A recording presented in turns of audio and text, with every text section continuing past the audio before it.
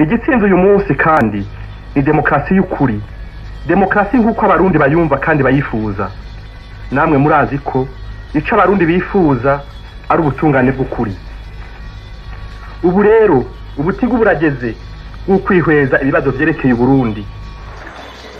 Barundi kazi, ubu Burundi bushasha mwaraye mutoye bugiye kurangwa n'iki? Ubwa mbere, amahoro kuri bose. Nk'uko mubizi, mu myaka iheze igihugu cacu caraguye mu isanganya akatari gake. Umubabaro abarundi bagize wabahaye umutima wo gukunda amahoro kurusha. Koko biraboneka ko abarundi munyote wa amahoro mu gihugu cyanyu, amahoro mu makomine yanyu, amahoro mu mitima yanyu, amahoro mu ngo zanyu. Ayo mahoro tunyotewe twese tugiye kuyaharanira twivuye inyuma. Uzoza ashaka kutwononera umutekano uwo ari we wese, naho azoba yitwaje iki, azomenye ko azosanga abarundi miliyoni n'imiliyoni bahagaze bwuma baharanira ayo mahoro.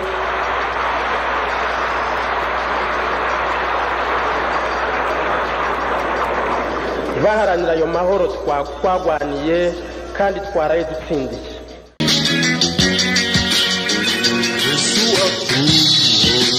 Haja mu gitondo yewe Burundi uteye igomwe,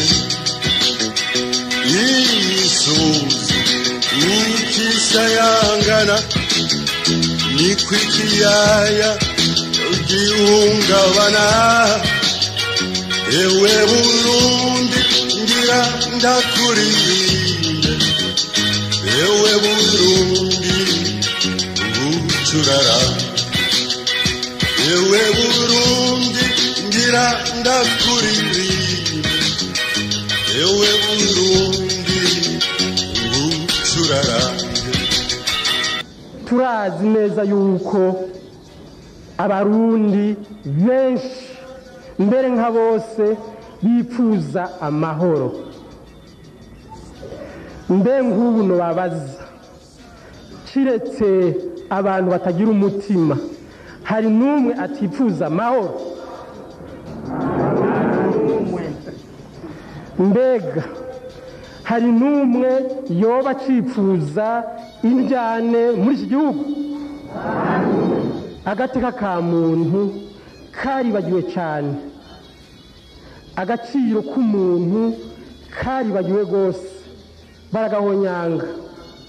Ngira ngo muri mwebwe nta muntu n'umwe ayobewe yuko hari abantu benshi bafunzwe bazira ubusa, yuko mbere hari n'abantu ubuzima bwabo babutakaje batazi igituma babutakaje. Ngira ngo nta n'umwe ayobewe yuko abantu benshi bapfunzwe mbere n'ubu bakiriko bababwiye kare bazira yuko bavuze amajambo atajanye n'ivyo abategetsi bamwe bamwe bipfuza.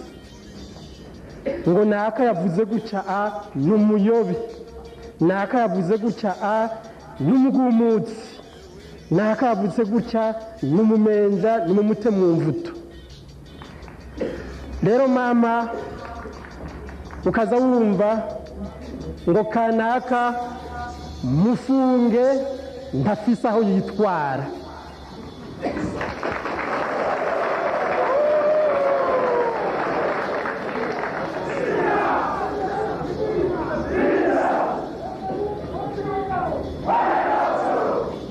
Rero mama ukaza wumva ngo birya bintu vya kanaka naho wobirya wobirya ukabiherana ntaho yokwitwa ntaho yoshika.